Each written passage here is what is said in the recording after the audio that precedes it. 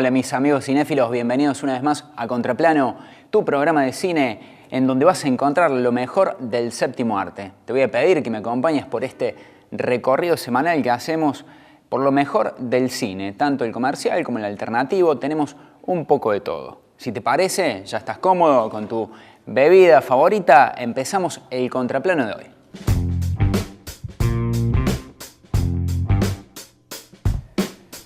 Hablar de cine Hablar de cine de animación no siempre significa hablar de cine infantil. De hecho, son innumerables las producciones con temática para adultos. A continuación vamos a ver las películas de cine de animación para adultos más perturbadoras que te podés llegar a encontrar. Cuando uno piensa en cine animado, inmediatamente vienen a su mente películas infantiles, color, alegría, historias dulces y tiernas. Pero eso es una visión muy acotada de lo que es el mundo animado. Hay un lado de las películas de animación que pocos conocen y ciertamente mostrárselas a un niño sería un error. En Contraplano te proponemos un recorrido por 5 películas animadas que son oscuras y perturbadoras y que van a tumbar el paradigma de que la animación es un tema infantil.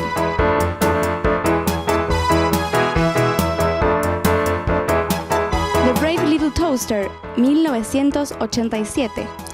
A pesar de la ternura de los diseños de los personajes, The Brave Little Toaster, una película sorprendentemente de Disney, es bastante oscura. Aunque el estudio más famoso de animación infantil del mundo es conocido por agregar en sus historias muertes desgarradoras, como la de Mufasa en El Rey León o la de la mamá de Bambi, The Brave Little Toaster es mucho más perturbadora y toca incluso temas como el suicidio. La historia sigue un montón de electrodomésticos que deberán encontrar a su dueño y convencerse a sí mismos de que no han sido abandonados. El temor de volverse obsoleto, el resentimiento, la vejez, el enojo son algunos de los temas que subyacen en la película. La estética de la película es bastante choqueante e incluye escenas perturbadoras visualmente, como una unidad de aire acondicionado que decide explotarse a sí misma y una secuencia de demonios en forma de relojes que persigue la tostadora. Afortunadamente, el final de esta película es mucho más apto para todo público que el final del libro en el que está basada.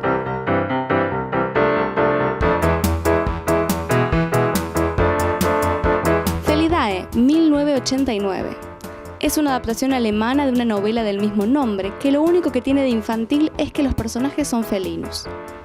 El protagonista es un gato llamado Francis, que narra los sucesos y desde el primer momento él mismo advierte: esta es mi historia y no será bonita.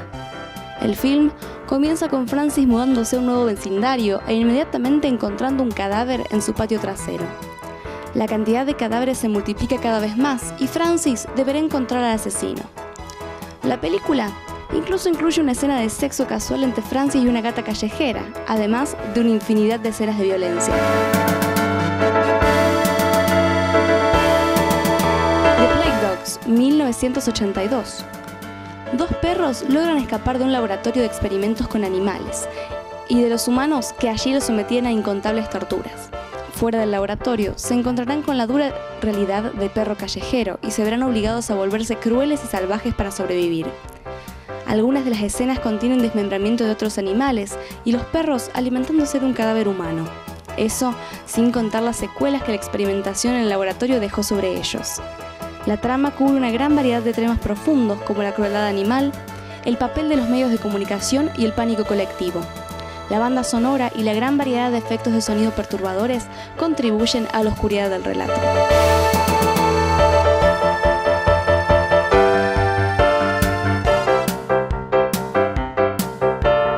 El Rey de los Cerdos, 2011.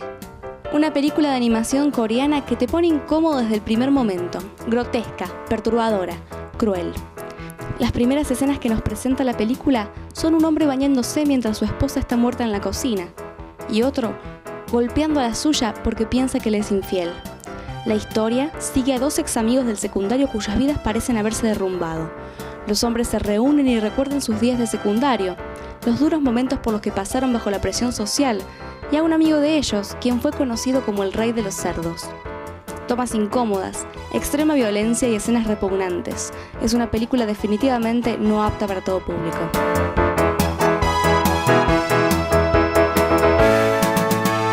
Watership Down, 1978. Esta película es, en apariencia, una tierna película sobre conejos, y el mejor ejemplo de que las apariencias engañan. La novela de Richard Adams que inspiró esta historia ya es un motivo suficiente para esperar que el desenlace no será algo feliz. Muchos niños que vieron la película cuando fue estrenada aseguran que el contenido es suficiente para generar un pequeño trauma. La película combina hermosos y detallados escenarios con tremenda y detallada violencia. La historia cuenta sobre un grupo de conejitos que dejan su madriguera cuando uno de los conejos tiene una premonición sobre horrendas y terribles cosas que pasarán en su hogar. En la naturaleza, los conejitos se encuentran con innumerables predadores que serán desencadenantes de escenas de increíble violencia y crudeza que te harán preguntarte por qué fue presentada como una película para niños en primer lugar.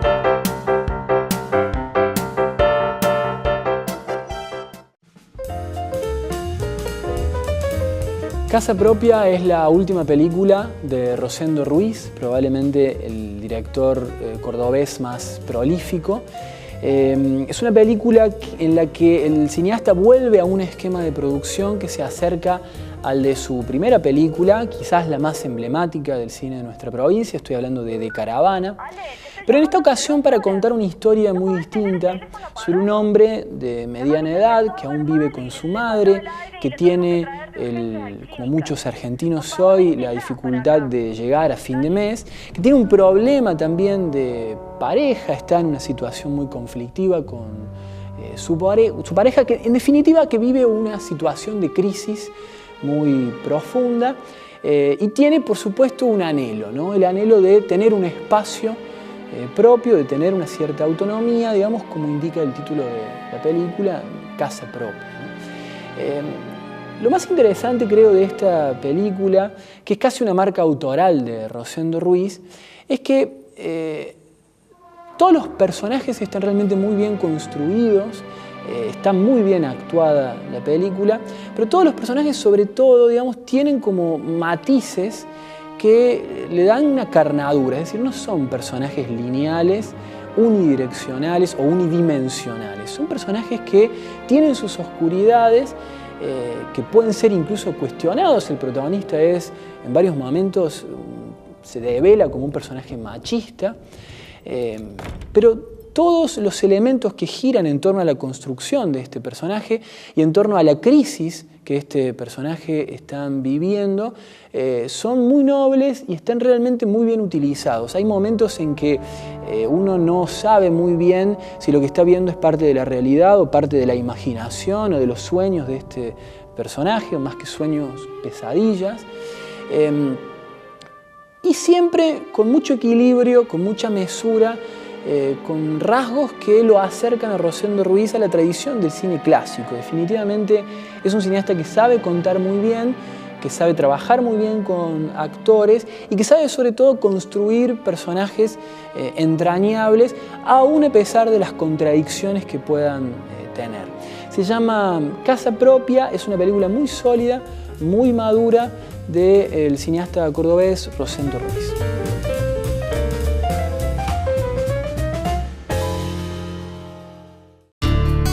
Somos Bio4, pioneros en la producción de energía renovable y amigable con el medio ambiente.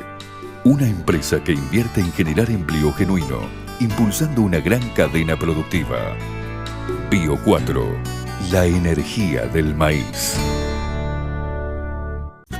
Mamá, papá, abuelos, escuchen.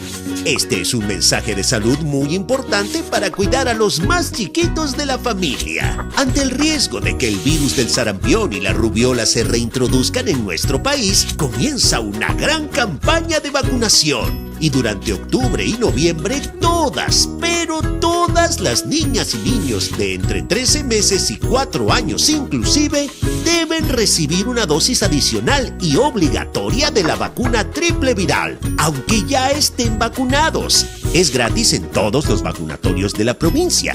Busca tu centro más cercano en cba.gov.ar.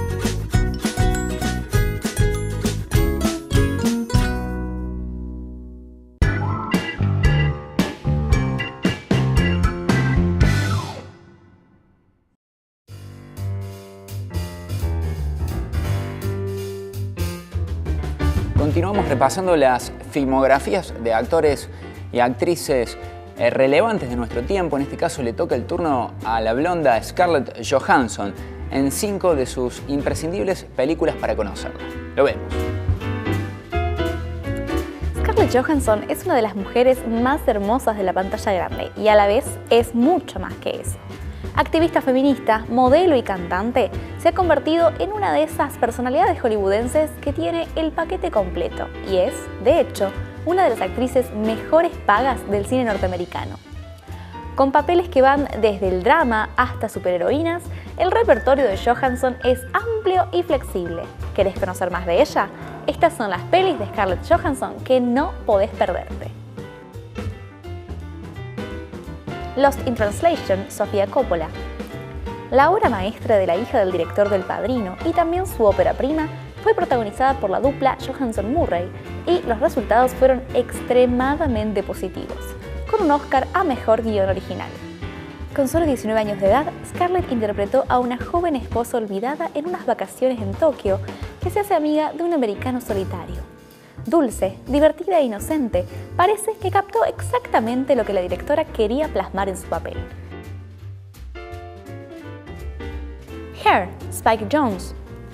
Her es quizás uno de los films de ciencia ficción con más trasfondo filosófico que existe. Una película que habla de la soledad y las relaciones en una sociedad moderna gobernada por la tecnología. ¿No te acordás de haber visto a Scarlett en esta película? Es natural, porque jamás la viste, sino que la escuchaste. Con tan solo su voz, la actriz asume el desafío de imprimirle personalidad a una inteligencia artificial y hacerla lo suficientemente profunda como para que alguien pudiera enamorarse de ella. Vicky Cristina Barcelona, Woody Allen. Durante un tiempo Johansson fue actriz fetiche para este director y apareció en varias de sus películas. En Vicky Cristina Barcelona, la actuación de Scarlett es tan natural que pareciera que es una extensión de su propia personalidad, lo que además la hace extremadamente fácil para identificarse. Ghost World, Terry Swigoff. Esta película marcó la transformación de la actriz, de niña a adulta, con un papel bastante complicado de interpretar. Junto a Thora Birch, protagoniza esta película independiente, adaptación del cómic de Daniel Clowes, donde interpretan a dos adolescentes que le juegan una broma pesada a un hombre de mediana edad sin saber cómo esto afectará su amistad. Ghost World se ha convertido en una película de culto y marcó un antes y un después en la carrera de la actriz. Under the Skin. Son varias las películas de ciencia ficción protagonizadas por Johansson, pero esta es quizás una de las más interesantes. Si bien no fue una peli particularmente exitosa en lo que a taquilla se refiere, es una de las actuaciones más matizadas de la actriz. No es el film de ciencia ficción común y corriente, va un poco más allá y se preocupa por tener una historia más profunda que naves espaciales y mucha acción.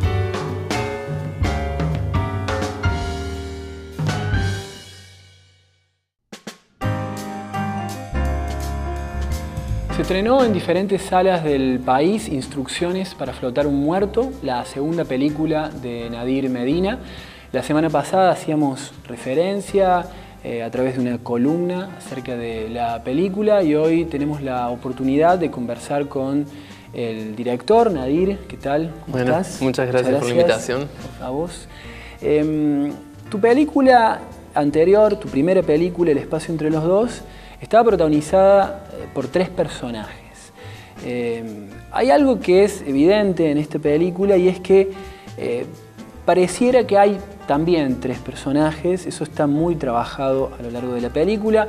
Una película que cuenta la historia de 2 personas, un hombre y una mujer que se reencuentran, entre ellos se respira una ausencia, hay una persona, un amigo de ambos. Para uno de ellos, para él, fue algo más que un amigo que falleció hace muy poco. Ese es el muerto al cual alude el título de la película y esa es la ausencia que de algún modo habita entre ellos, ¿no?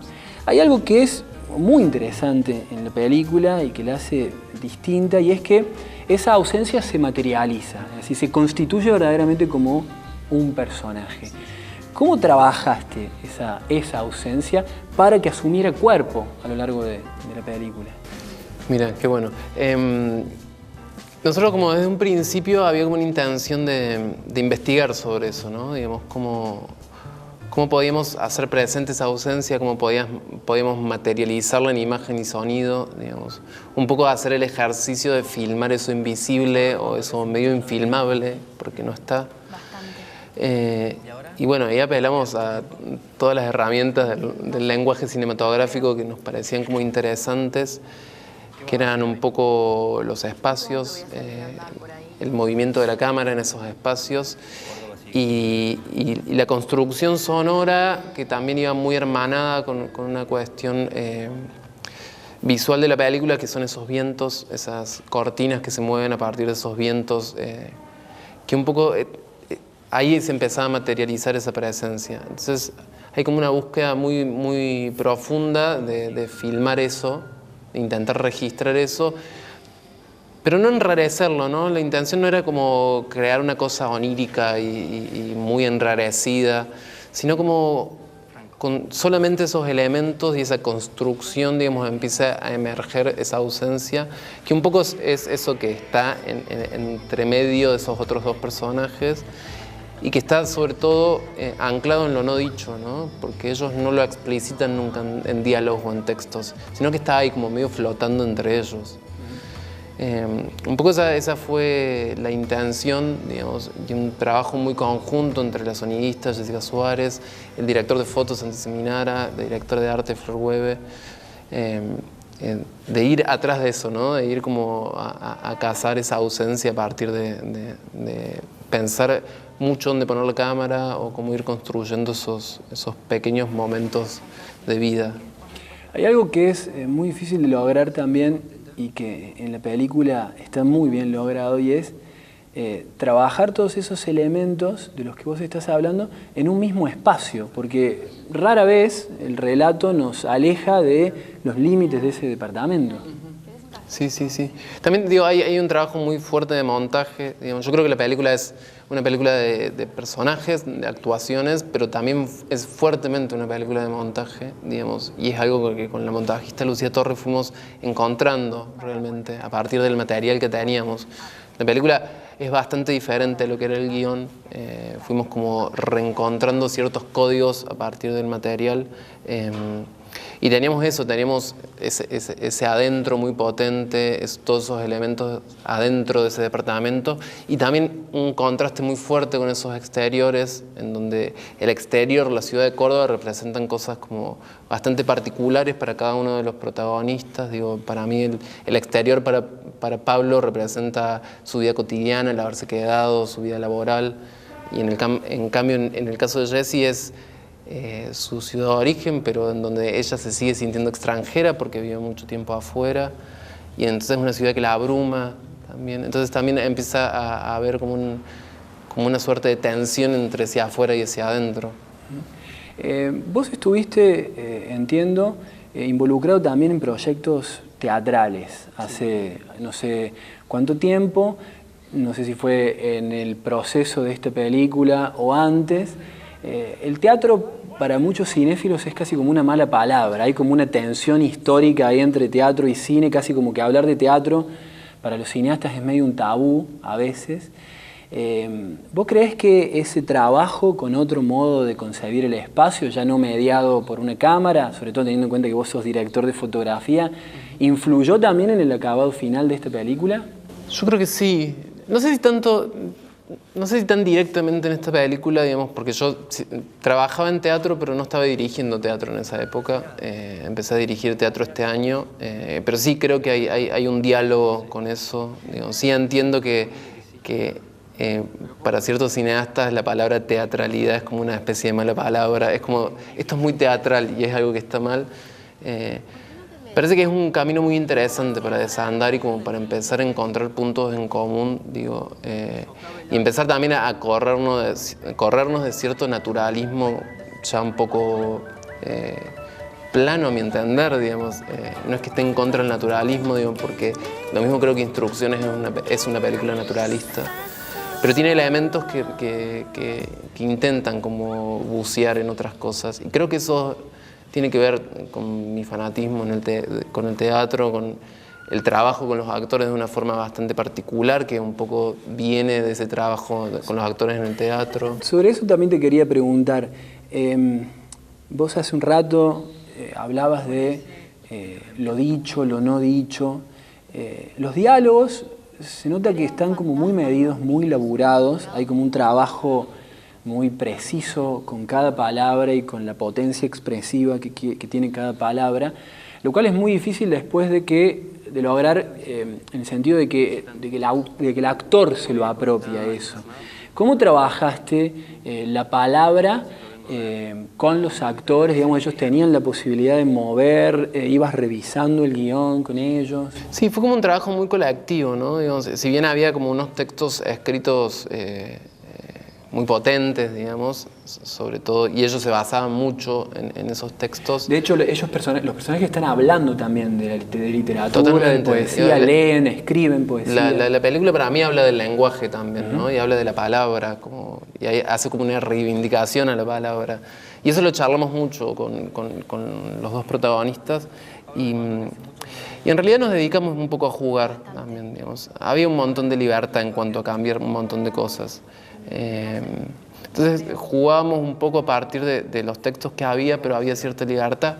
Yo siempre pensé en los personajes, que había que moldar los personajes a los actores y no al revés. Entonces, porque había algo, para mí la película también trabaja algo generacional, entonces estos dos actores ya estaban atravesados por eso, su cuerpo ya tenía esa información. Entonces había que dejar que esos actores esa información de los actores pudiera emerger más allá del personaje. Entonces trabajamos con diferentes cosas y trabajamos mucho los diálogos, no ensayamos tanto de todas formas porque había también algo de esa incomunicación entre ellos dos que era muy interesante que sea real. Y después sí hubo un trabajo muy fuerte de montaje, de limpieza de textos, de diálogos. Por ahí la película venía de un guión que era un poco más explicativa, había mucho más información de la que la película termina teniendo, y con Lucía nos fuimos dando cuenta que podíamos quitar información y hacer una película más potente sin desinformar, ¿no? Y nos jugamos a eso, a generar un poco más de misterio, a potenciar la tensión a partir de lo no dicho, que un poco se dice porque se entiende, pero no está dicho. Entonces fue un trabajo también de montaje muy fino en ese sentido.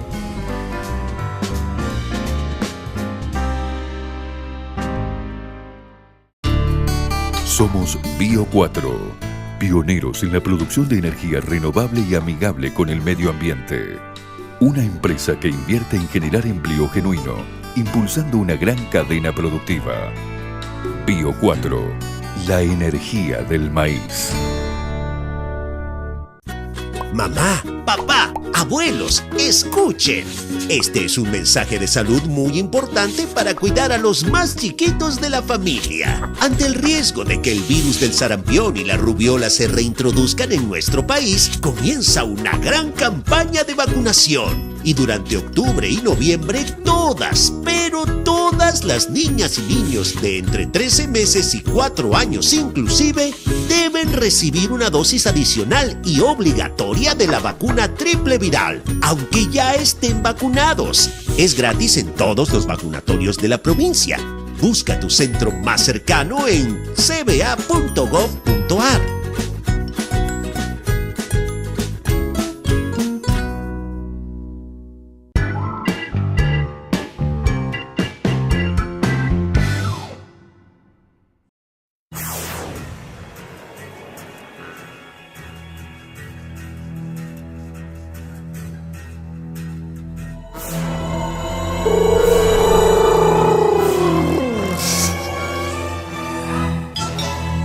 ¿Qué tal, amigos? Bienvenidos una vez más al espacio del Dr. Rex, viajero y arqueólogo del celuloide.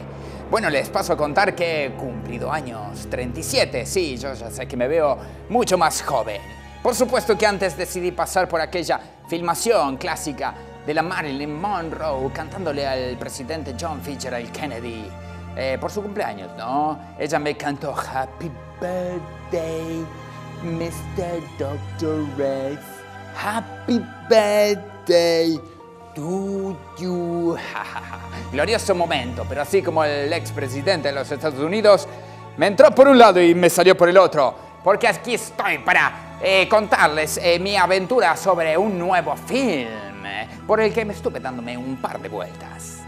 La película en cuestión se trata de House 2, de la saga House, pero esta vez en clave de aventura, no de terror, y con mucha comedia. Un film que hará las delicias de los fanáticos de los años 80, porque de hecho lo tiene absolutamente todo. Héroes, antihéroes, un viejo zombie pero muy bueno, un viejo zombie y muy malo, un pterodáctilo bebé, un hombre prehistórico, un perro con forma de gusano, un electricista a la vez espadachín, una virgen mexicana india y por supuesto algo del Far West que tanto nos gusta. La historia trata acerca del joven Jesse que vuelve a la gran mansión donde sus padres fueron asesinados cuando él era tan solo un tierno bebé. Una vez allí se verá arrastrado hacia el sótano de esta misteriosa mansión, en donde encontrará información acerca de su tatarabuelo, también llamado Jesse, que lo advertirá acerca de una extraña calavera de cristal que su abuelo, hace mucho tiempo atrás, consiguió en alguna ruina azteca. Arrastrado por lo intrigante de esta historia, Jesse creerá muy conveniente ir a desenterrar a su tatarabuelo, que por supuesto está a apenas unos kilómetros de esta gran mansión. Allí lo desenterrará y lo encontrará vivo, porque está enterrado con la calavera y la calavera tiene algún poder extraño que le da vida eterna. Bueno, no nos preguntemos mucho, la película sí tiene algunas lagunas, pero es enteramente disfrutable. Al recuperar la calavera, la mansión que oficia como templo tendrá unas visitas inesperadas de personajes de otros tiempos, como ser la prehistoria, en donde las fuerzas del mal quieren obtener para sí la tan preciada calavera de cristal.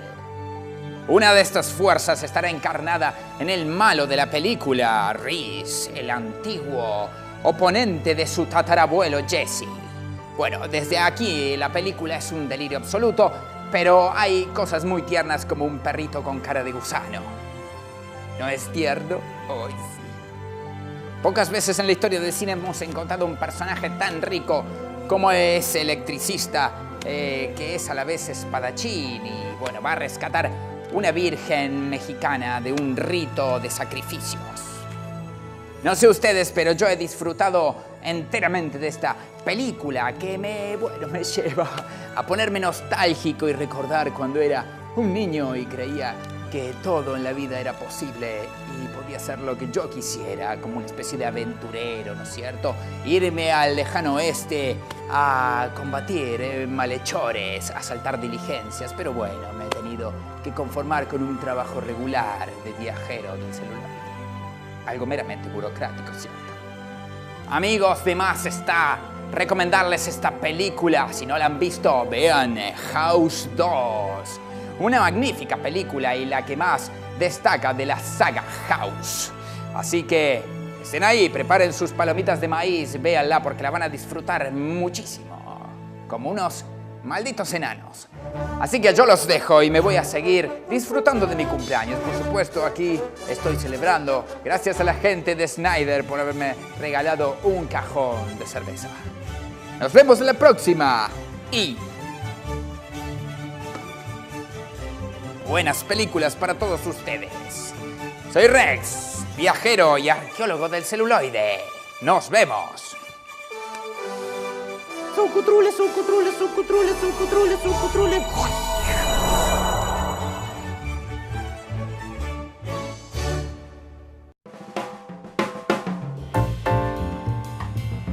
Y hemos llegado al final de Contraplano, pero nos vamos a ver la semana que viene con mucho más sobre el cine, que siempre te preparamos con muchísimo, pero muchísimo amor. Amor de cinéfilo.